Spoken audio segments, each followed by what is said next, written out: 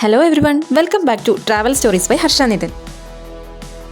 ഇന്നത്തെ നമ്മുടെ വീഡിയോയിൽ കോട്ടയം മുതൽ കുമളി വരെ KSRTC ബസ്സിലുള്ള യാത്രയാണ്. കേരളത്തിലെ ഏറ്റവും സിനിമാറ്റിക്കായ യാത്രകളിൽ ഒന്നാണ് KSRTCയിൽ KK റോഡിലൂടെ ഒരു ഹൈറേഞ്ച് യാത്ര.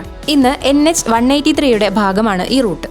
അതുമാത്രമല്ല, കേരളത്തിന്റെ ഏറ്റവും പ്രധാനപ്പെട്ടതും പഴക്കം ചെന്നതുമായിട്ടുള്ള ഹിൽ ഹൈവേസിൽ ഒന്നുകൂടെയാണിത്.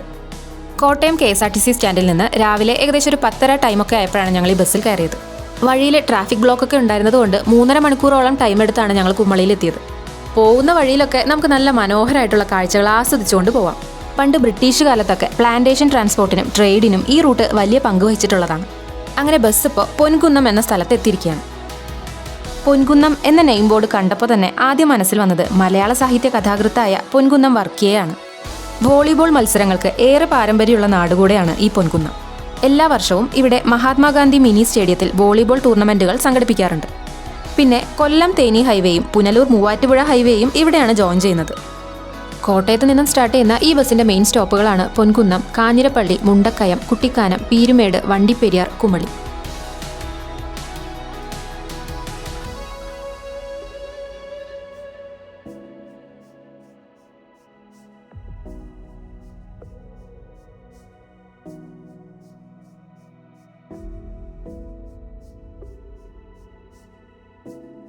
പിന്നെ നമ്മൾ ഒരു 12:05 ആയപ്പോഴാണ് കാഞ്ഞിരപ്പള്ളിയിലെത്തിയത്.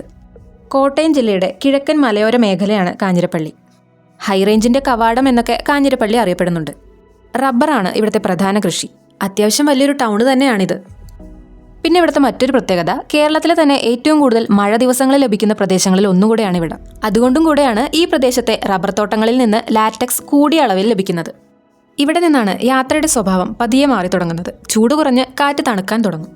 കേരളത്തിലെ ഏറ്റവും ചരിത്ര പ്രാധാന്യമുള്ള ഹൈറേഞ്ച് റൂട്ടുകളിൽ ഒന്നാണിതെന്ന് നേരത്തെ പറഞ്ഞല്ലോ. ഇന്ന് നമ്മൾ സുഖമായി യാത്ര ചെയ്യുന്ന ഈ വഴി ഒരു കാലത്ത് കുതിരവണ്ടികളും ചരക്കുമായി പോകുന്ന ലോറികളുമായിരുന്നു സഞ്ചരിച്ചിരുന്നത്. ഗ്രാമ്പു, കുരുമുളക്, തേയില, തടി, അങ്ങനെ ഹൈറേഞ്ചിന്റെ സമ്പത്തെല്ലാം ഈ വഴിയിലൂടെയാണ് നാട്ടിലേക്ക് എത്തിയിരുന്നത്. അങ്ങനെ നമ്മൾ മുണ്ടക്കയം എത്തിയിരിക്കുകയാണ്.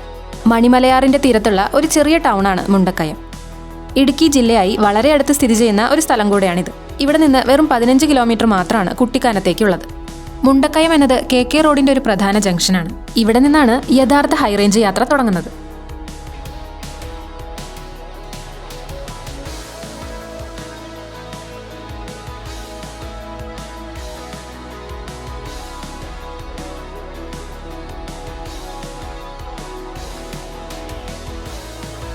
മുണ്ടക്കയം ബസ് സ്റ്റാൻഡിൽ ഒരു 10 മിനിറ്റ് നേരം ബസ് നിർത്തി തന്നിരുന്നു.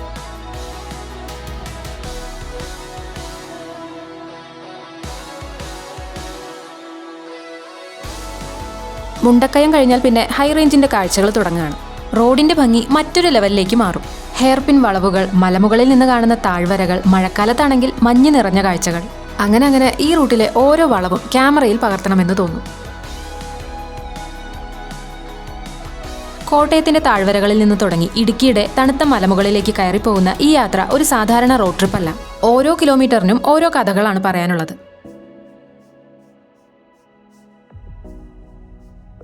കുട്ടിക്കാനം എത്തുന്നത് വരെയുള്ള ഈ റൂട്ടിലെ ചില മനോഹരമായിട്ടുള്ള കാഴ്ചകൾ നമുക്ക് കാണാം.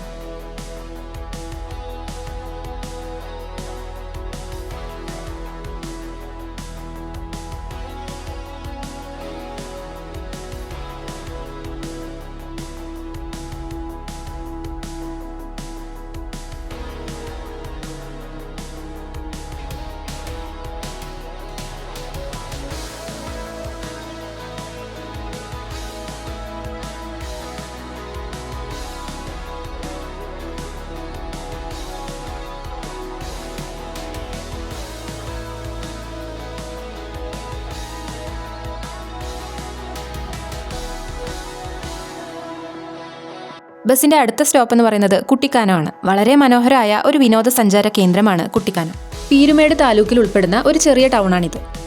റോഡ് സൈഡിൽ തന്നെ കുട്ടിക്കാനം മരിയൻ കോളേജും ഉണ്ട്. പീരുമേട്, കുട്ടിക്കാനം ഭാഗങ്ങളിലൊക്കെ ടീ പ്ലാന്റേഷൻസും ഒരുപാടുണ്ട്. ഇവിടുന്ന് വെറും 2 കിലോമീറ്റർ മാത്രമാണ് പീരുമേടിലേക്കുള്ളത്. KK റോഡിലെ ഏറ്റവും ബ്യൂട്ടിഫുൾ ആയിട്ടുള്ള ഭാഗങ്ങളിൽ ഒന്നാണ് കുട്ടിക്കാനം. മഴക്കാലമൊക്കെ തുടങ്ങിയാൽ പിന്നെ കോടമഞ്ഞ് നിറഞ്ഞ റോഡുകളും പഴയ ബ്രിട്ടീഷ് ബംഗ്ലാവുകളൊക്കെ കൊണ്ട് സിനിമാ ലൊക്കേഷൻ പോലെയായി മാറും ഈ കുട്ടിക്കാനം, പീരുമേട് ഭാഗങ്ങളൊക്കെ.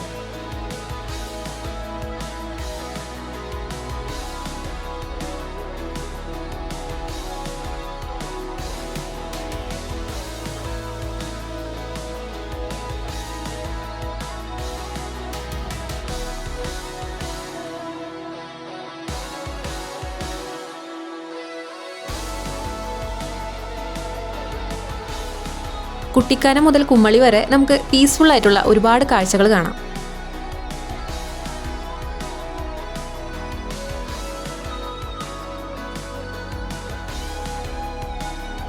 KSRTC വിൻഡോ സീറ്റിലിരുന്ന് തണുപ്പൊക്കെ കൊണ്ട് ഈ ടീ പ്ലാന്റേഷൻസിന്റെ കാഴ്ചകളൊക്കെ കാണാൻ ഒരു പ്രത്യേക സുഖം തന്നെയാണ്.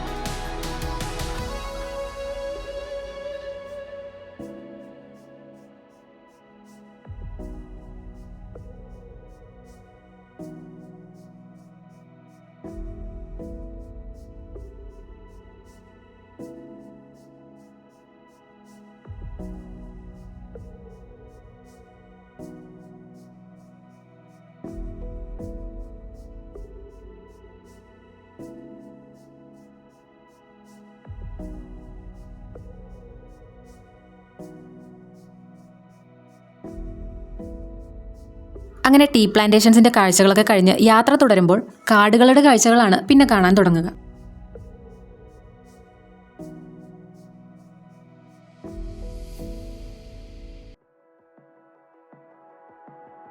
ഈ ബസ്സിന്റെ അടുത്ത സ്റ്റോപ്പായിട്ട് വരുന്നത് വണ്ടിപ്പെരിയാറാണ്.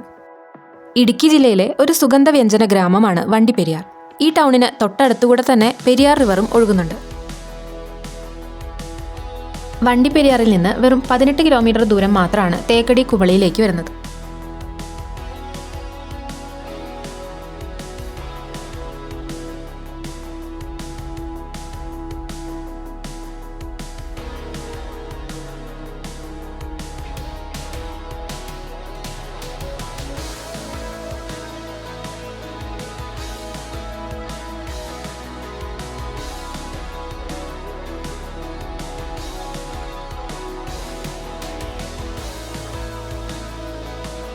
വണ്ടിപ്പെരിയാറിൽ നിന്ന് കുമളി വരെ നമുക്ക് ടീ പ്ലാന്റേഷൻസിന്റെ കാഴ്ചകളോടൊപ്പം തന്നെ സ്പൈസ് പ്ലാന്റേഷൻസും കാണാം.